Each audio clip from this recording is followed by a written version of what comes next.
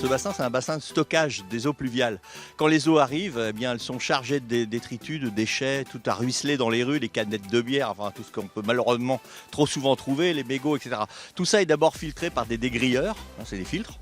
Puis après, l'eau, elle vient se décanter dans notre bassin de 15 000 m3. Se décanter, c'est-à-dire qu'on la laisse quelques heures, quelques jours, eh bien sédimenter. Les eaux les plus chargées au fond vont être pompées par des pompes qui iront remettre cette eau sale, disons, est chargée dans le réseau d'eau usée et donc va plus tard aboutir à la station d'épuration simplement. Et puis les eaux qui ont été décantées, les plus propres, vont pouvoir retrouver le milieu naturel, retrouver les circuits d'eau pluviale et retrouver le milieu naturel avec une bonne qualité d'eau.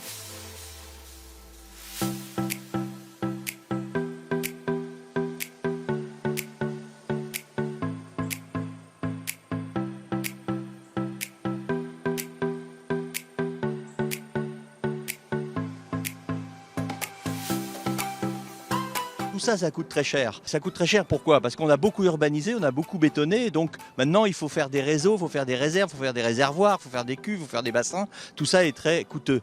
Or, la stratégie nouvelle que nous voulons mettre en œuvre, eh bien, c'est celle de l'absorption de l'eau à la parcelle, faire en sorte que l'eau retrouve son cheminement naturel.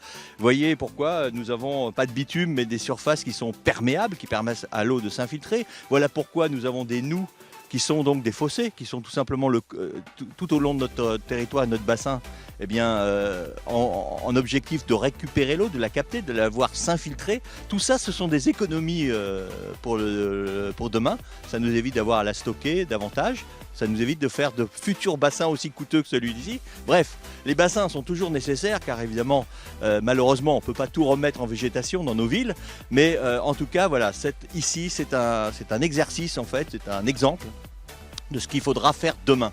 Il faut à la fois, bien sûr, construire les équipements techniques, mais il faut et surtout, et c'est l'objectif du syndicat que je préside, c'est retrouver de la nature en ville. C'est de retrouver des arbres, c'est retrouver de la végétation et donc de la biodiversité, évidemment. Car tout ça va de pair. Voilà pourquoi aujourd'hui on est très heureux de pouvoir inaugurer ce nouvel équipement.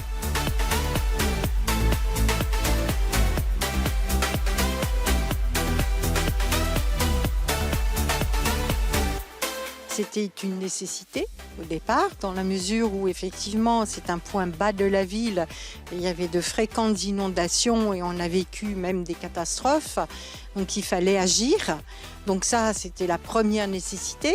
Et donc de cet équipement va en être d'autres, puisque nous sommes sur un secteur qui était en zone naturelle, qui était plutôt une friche et que nous allons valoriser, puisque nous allons avoir jouissance d'une partie de ce secteur où on va y faire un aménagement paysager et qui sera un espace de respiration par rapport à une coulée verte que nous sommes petit à petit en train de dessiner sur la commune.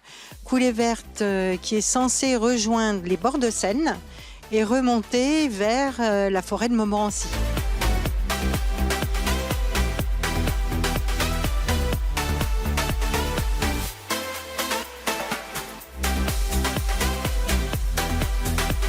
Par exemple, on a employé du métal. C'est de l'aluminium qu'on peut réemployer. On a employé aussi du bois de mélèze, c'est-à-dire c'est un bois de faible croissance qui va se mettre en façade et qui va continuer de croître. Il va se patiner dans le temps et il ne nécessitera aucun entretien. Aussi, il faut savoir que l'innovation sur ce bâtiment, c'est qu'on a employé de la fibre de bois sur l'ensemble des façades, y compris la toiture et la crotère. Donc on est sur une boîte complètement isolée vis-à-vis de l'extérieur, qui va lui permettre de moins rayonner, de moins chauffer quand il va faire très très chaud, eu égard au réchauffement climatique et aux vagues de chaleur qu'on a connues. L'ensemble du site à l'extérieur de la voirie lourde va être complètement restitué à la nature, puisque nous avons mis en place des prairies, des arbres, des arbustes, en plus de la clôture qui va ceinturer le site, de manière à tisser le lien avec la végétation qui est à proximité, mais aussi au niveau du grand paysage.